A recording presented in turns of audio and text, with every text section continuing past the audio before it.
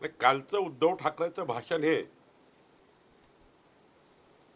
रटारवाण भाषण होतं, रडणारं भाषण होतं.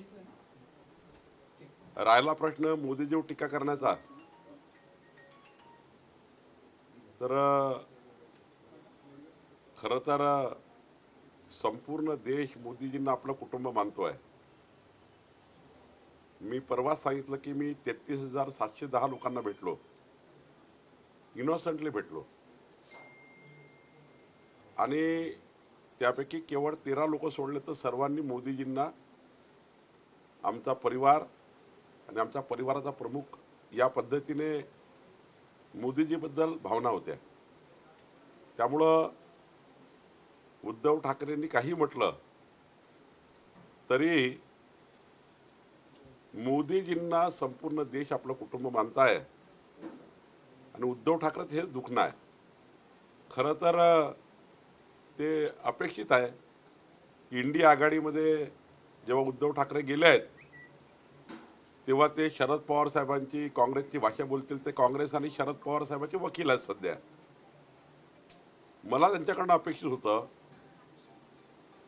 की उदयनिधी स्टालिननी हिंदू सनातन धर्म संपवण्याची भाषा केली, त्यावर उद्धव ठाकरे यांना मी प्रश्न विचारला होता की तुम्ही इंडिया आघाडीमध्ये राहणार आहे का, तुम्ही उदयनिधी स्टालिन सोबत राहणार आहे का. त्यावर खुलासा मात्र कालच्या बैठकीत, कालच्या दसरा मेळाव्यात उद्धव ठाकरेंनी केला नाही. उलटी उदयनिधी स्टालिन जो हिंदू सनातन धर्म संपवण्याची भाषा करतो त्याच्यासोबत मी आहे, त्याच्यासोबत आम्ही पुढे इंडिया आघाडीमध्ये जाऊ आणि काँग्रेसच्या राष्ट्रवादी काँग्रेस आणि शरद पवारांच्या विचारावरच पुढे मी काम करील हे पुन्हा रेटून सांगितलं. त्यामुळे महाराष्ट्राची जनता उद्धव ठाकरेंना सोडणार नाही. उद्धव ठाकरेंना उत्तर द्यावंच लागेल की हिंदू संस्कृती धर्म संपवणाऱ्या स्टालिन सोबत मी आहे की नाही. आणि असेल, सध्या तर आहेच ते, पण असेल तर महाराष्ट्राचे लोक त्यांची वाट बघताय की उदयनिधी स्टालिनच्या बोलण्यावर उद्धव ठाकरेंचं मत काय. नाही तर जनता मतातून त्यांना धडा शिकवणार आहे.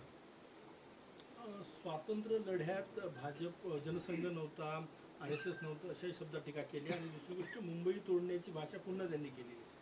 अहो ते मी सांगितलं ना, जेव्हा कन्व्हेन्स करता येत नाही, जेव्हा मुद्दे नाही, 2.5 वर्षात डेव्हलपमेंटचा एकही मुद्दा उद्धव ठाकरेकडे नाही, महाराष्ट्र क्रमांकावर 1 वर नेण्याकरता जे मोदीजी त्यांना मदत करायचे ती मदत घेतली नाही, आणि विकासाचा अजेंडा जेव्हा संपतो, जेव्हा व्हिजनलेस व्यक्ती त्या ठिकाणी राजकारणामध्ये असतो तेव्हा कन्फ्यूज करणे जनतेला, आणि जनतेला कन्फ्यूज करून काहीतरी बोलणे, जनसंघाने असं झालं, संघाने असं केलं, त्यांना काय समजतं.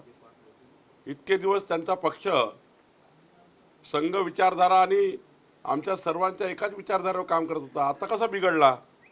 खरं तर उद्धव ठाकरे हे शरद पवारांच्या हॉस्पिटलमध्ये जाऊन बिघडलेले आहेत आणि त्यामुळं त्यांना आता काही जुनं आठवत नाही. त्यांना तो विस्मृतीचा रोग झाला आहे, ती विस्मृती गेली आहे.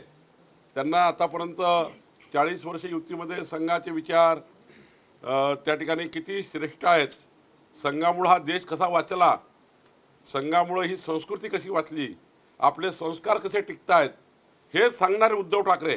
कितीतरी तुम्हाला व्हिडिओ क्लिप दाखवतो मी उद्धव ठाकरेंच्या, आणि आता तेच सांगतात काँग्रेस कशी चांगली, शरद पवारजी कसे चांगले, उदयनिधी स्टालिन हिंदू संस्कृती संपवण्याकरता निघालेले उदयनिधी स्टालिन कसे चांगले आहेत, राहुल गांधी कसे चांगले आहेत.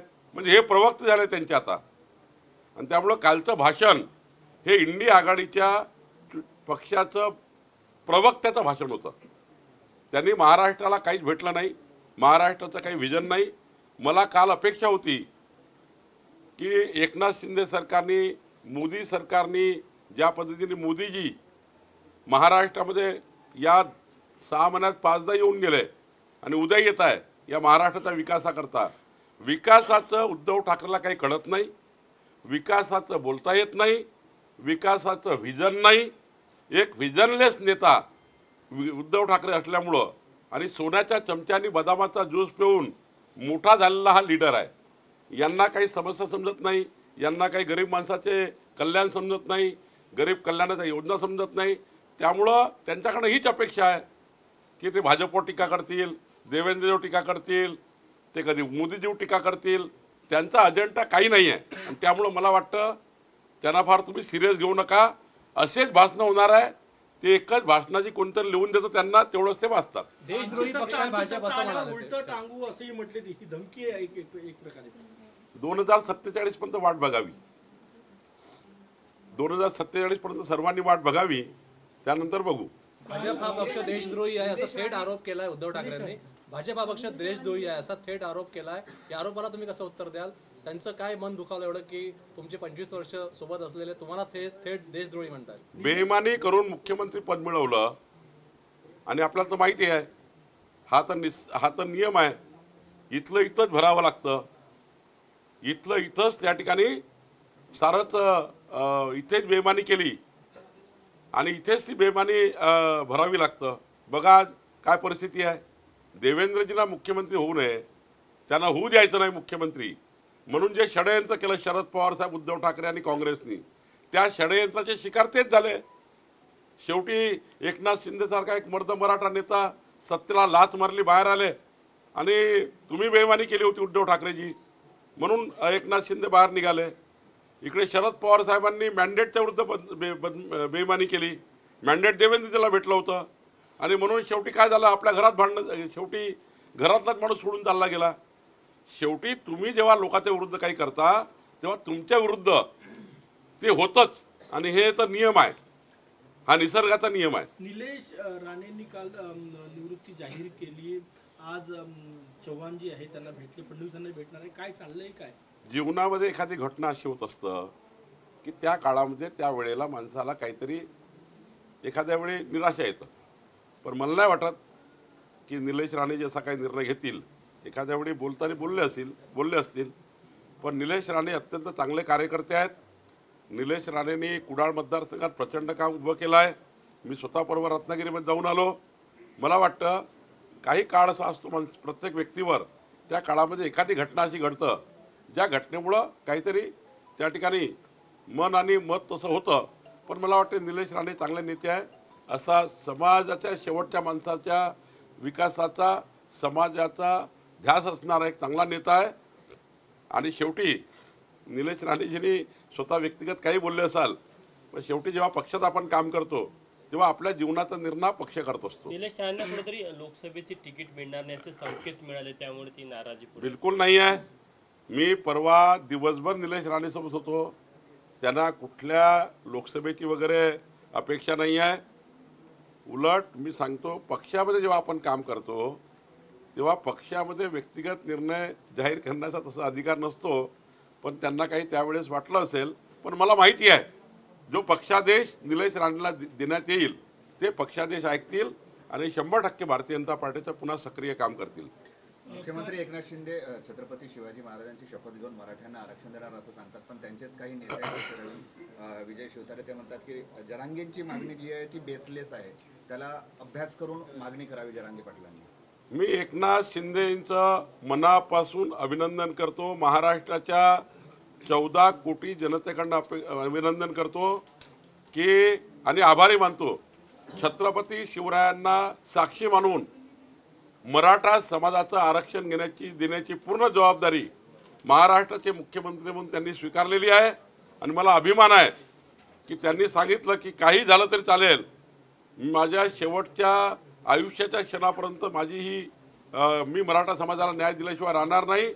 खरं तर महाराष्ट्रातील मराठा समाजाने मुख्यमंत्री एकनाथ शिंदेचं अभिनंदन केलं पाहिजे की एक महाराष्ट्राचा जबाबदार नेता, महाराष्ट्राचे मुख्यमंत्री एकनाथ शिंदेजींनी जबाबदारी स्वीकारली आहे.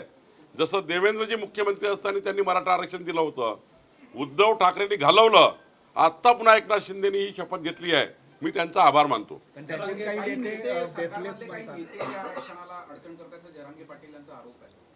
मी तुम्हाला सरळ सांगतो, महाराष्ट्राच्या सर्व पक्षीय नेत्यांनी मुख्यमंत्री एकनाथ शिंदेंना मराठा आरक्षण दिलंच पाहिजे याकरता आम्ही सर्वांनी एकमुखी मागणी केली आहे. भाजपाची एकमुखी मागणी आहे, एवढंच आहे की कुणा समाजावर अन्याय करू नये आणि ते आरक्षण कसं द्यायचं सुप्रीम कोर्टाने ज्या पद्धतीने काही त्या ठिकाणी बाबी सांगितल्या आहे त्याप्रमाणे एकनाथ शिंदेजी हे वर्किंग करतील आणि तातडीनं मराठा समाजाला आरक्षण देतील. मला तर काल खूप आनंद झाला की एकनाथ शिंदेजींनी ही जबाबदारी स्वीकारली. मागेही ते 4दा 5दा त्यांनी सांगितलं की मी हे मराठा समाजाला आरक्षण दिल्याशिवाय राहणार नाही.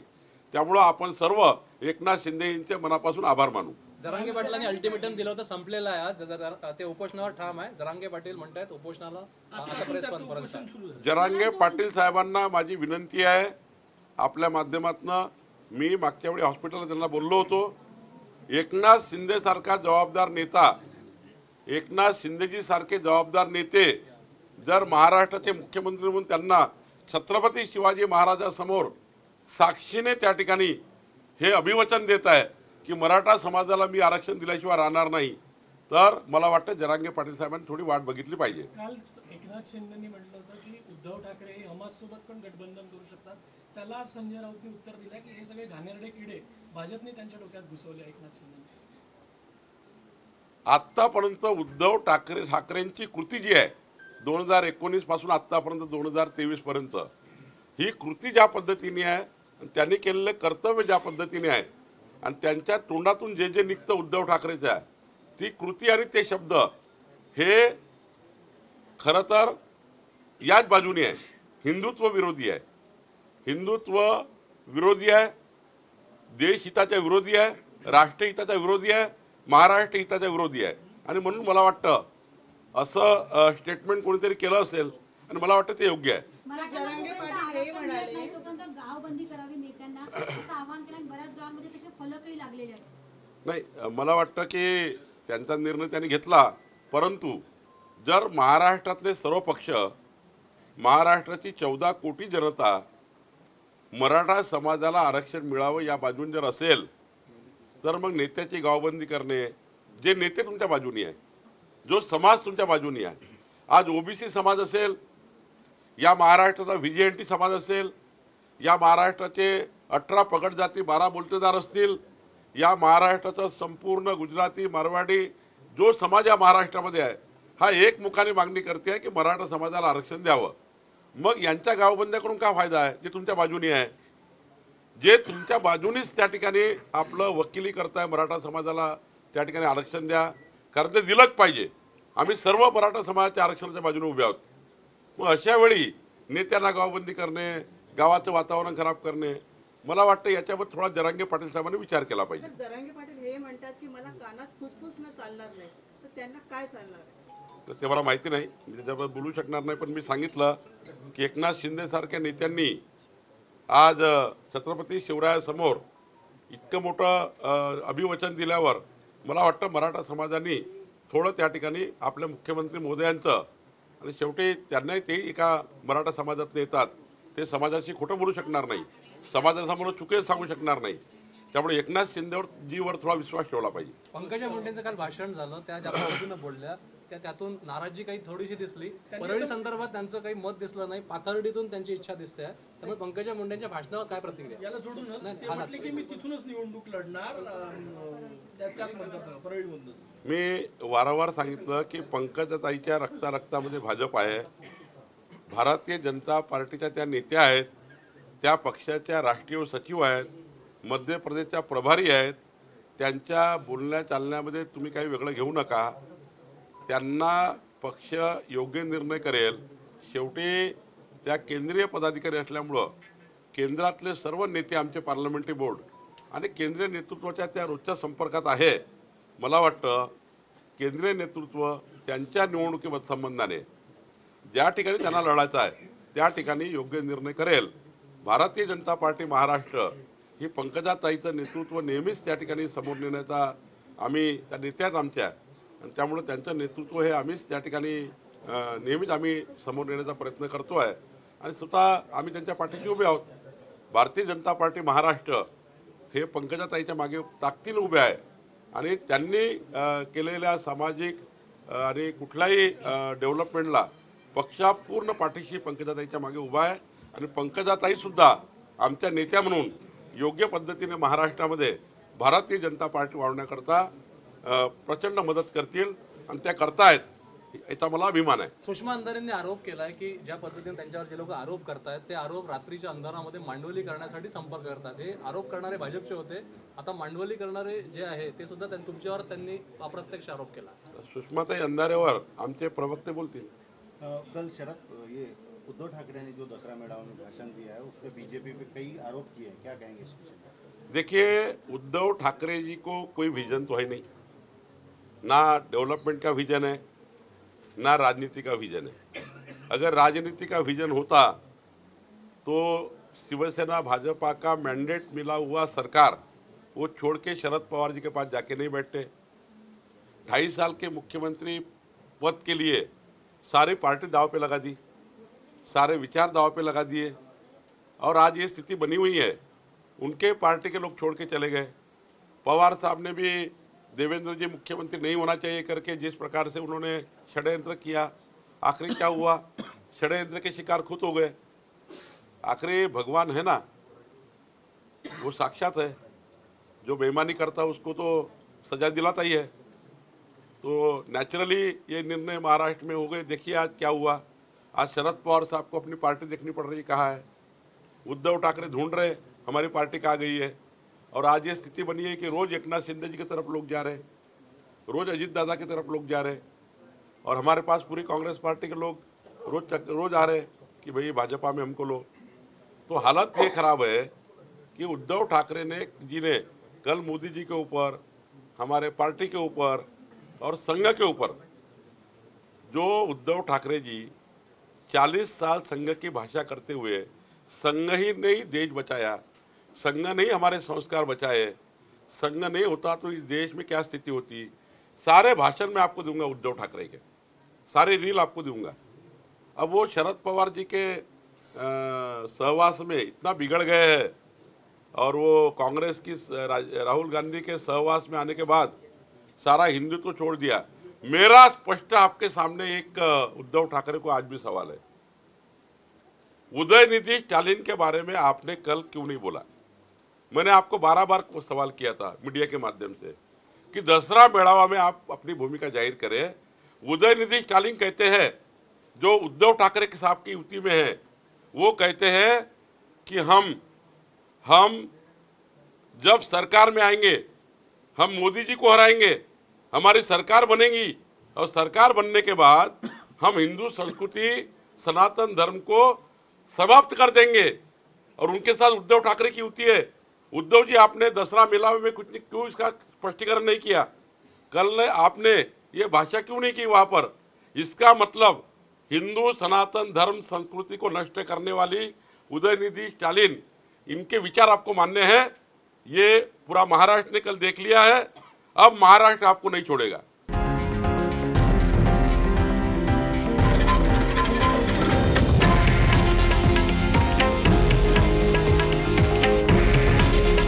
हे आहे देशातील नंबर 1 न्यूज नेटवर्क आणि आपण पाहत आहात TV9 मराठी.